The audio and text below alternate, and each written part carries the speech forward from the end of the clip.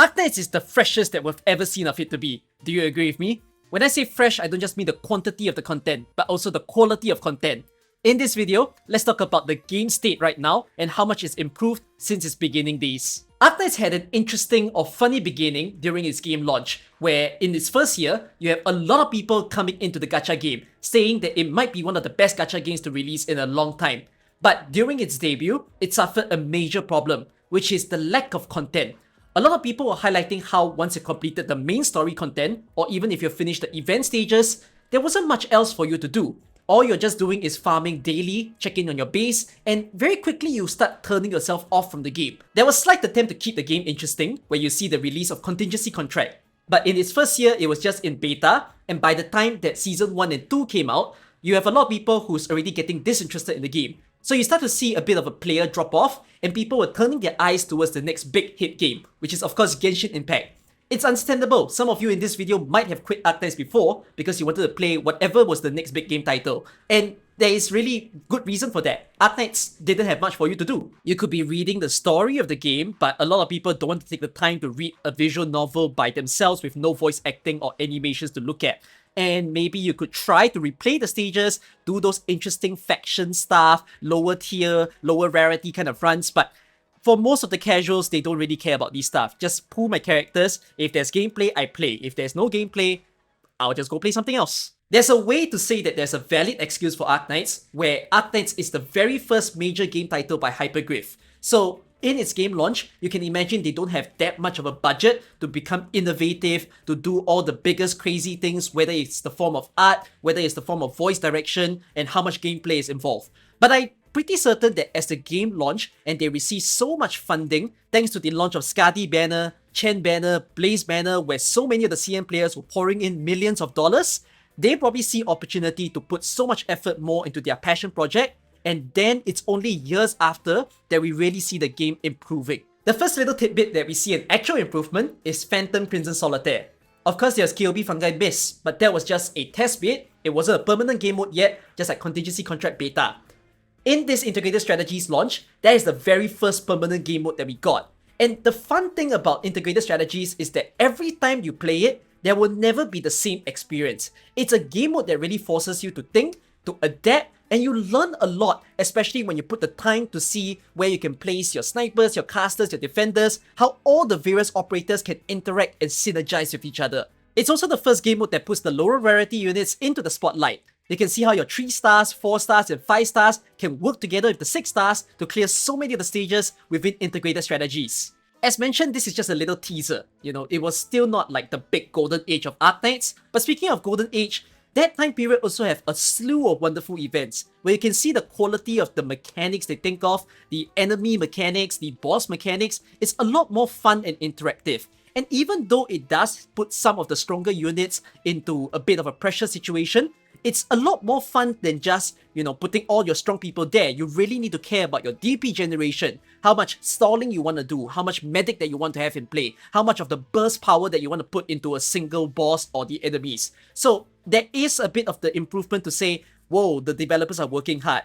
But I think the time that really hit for me was the release of Reclamation Algorithm. There's definitely a lot fewer of you who actually plays Reclamation Algorithm, and it's perfectly fine. Because Reclamation Algorithm is so amazing that it doesn't even feel like you're playing Arknights anymore. In fact, RA just looks like it's a completely different game. Like a DLC or just like a Season 2 of some other game spin-off. It's a crazy game mode to be within a mobile game of Arknights because the way that you play is just so different. The idea of resource collection, the idea of constructing your map, constructing your base, the idea of map exploration. It's an insanely well thought out and crazy game mode that I can't believe that they even done something like this because it's a tower defense game, right? You just think of a tower defense game as level to level, but yet there's so much depth that is placed into this that just made me say whatever is the next big game mode that they're gonna release, it's gonna be a crazy one. At this point, we got 2 permanent game modes for us to play, and we also even get expansions for Integrated Strategies as well as newer versions.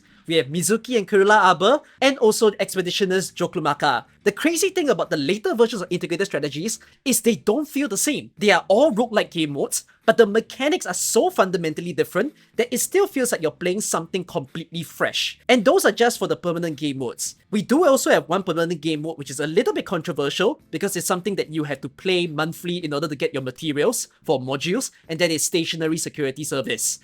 There are a lot of people who don't enjoy it, but you can't help but also mention that the innovation for that game mode is kind of insane. I think the biggest downside is that they almost made it compulsory for people to play, especially if you care about modules. There are people who don't care at all, so they ignore the game mode.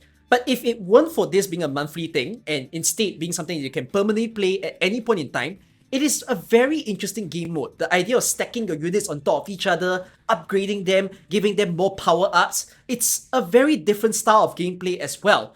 So that makes it 3 permanent game modes. And also, I have even spoken of the seasonal game modes. The game modes that appear every quarter, every 6 months of the game.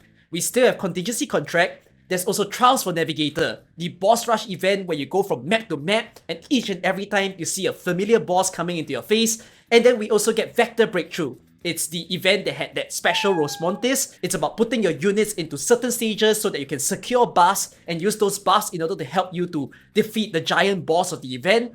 Then we also have Stronghold Protocol. Stronghold Protocol, I know, have a lot of people who dislike this game mode, but for me, I might be just one of the only fans of that game mode because I've never played an auto chess game mode before. I've never enjoyed a thing like Teamfight Tactics, but I can see the similarities of the two games, and it's just crazy to have a new way of playing the game again. Trying to manage your economy, trying to see how to upgrade the tiers of your squad, stacking them, giving them the appropriate items, rearranging them on the map, and having just no control at all. It's not just all luck, there is some skill involved in order to think what is the best positioning of the current units that you have. That game mode is definitely going to return. Whether it's going to be seasonal or permanent, I'm not certain, but it is again another amazing mode that is so different from how we usually play Arknights. And all those game modes that I say are seasonal, they're still going to be coming in the next few months. Remember the gambling game mode that you see in April Fool's Day? That game mode is going to have a PvP version. It's just for fun. You get to play with your friends, you get to play with randoms, and you guys will be betting as to which of the enemies you think will defeat the other crew of enemies. It's going to be a seasonal thing. They're going to play for 2 weeks, and maybe we'll see it again every 6 months or every year. So all these refreshable events, it's absolutely insane to just see how much content that we actually got in Arknights, and it hits so different from the first few years of Arknights, where we lived in a time period of complaining that there is not much content really in the game, and people switch towards Genshin Impact, switch towards Honkai Star Rail. But now in Arknights, it's almost like I'm saying that there's too much for myself to do. I'm almost looking like an addict, okay? Let's not say that I'm addicted to the game. Let's just say that I'm actively engaged by the game, where right now I'm trying to chase for a full all Ascension 15 clear on every single ending, every single squad buff within my IS5. I'm going to try to do that for IS3 and IS4 as well. I still need to play through my RA. I barely touched Reclamation Algorithm, but I personally do love that game mode, and I want to continue on it. And I haven't even mentioned the story of the game. The story of the game has a lot of word count, and I can understand for many of you who are working people, who are students, reading the story is not a big thing for you to do in your free time. But in truth, that's just how deep the game can go, right? You haven't spoken of the operator files, the operator record stories. There is just so much to dive in, so much squad synergy to discover, so many operators that you have not played with, so many different game modes that you have not tried. This is, I think, the freshest that we've ever seen of Arknights, and that's why I'm always very hopeful for a company like Hypergraph to say that this is one of my favorite companies. I love that they keep innovating on the very basis of what a tower defense game is. We've fundamentally changed the way that we view a tower defense because of a game like Arknights, and I think you guys can agree with me on that. Tell me why you love Arknights within the comments down below, and I hope this video was a nice way to see just how much we've improved, really. It's just crazy. I'm so stuck with this game because I'm never bored of it. I see other content creators of other gacha games playing 5 gacha games, 7 gacha games, and then there's only me who only plays 1. People are asking me, why don't you just play the other gacha games? And honestly, my only answer is, Arknights is a legitimate game. There is player expression, there is skill involved in the game, there's thinking, there's ways for you to be lazy. I love the game way too much. There is no way for me to invest another time in other games. The only game that is live service that I feel like putting time into would probably be Enfield. And other than that, I really don't see myself playing another game because thanks Arknights, you've been an amazing game. Let me know how you feel, and I'll see you in the next video. Bye bye.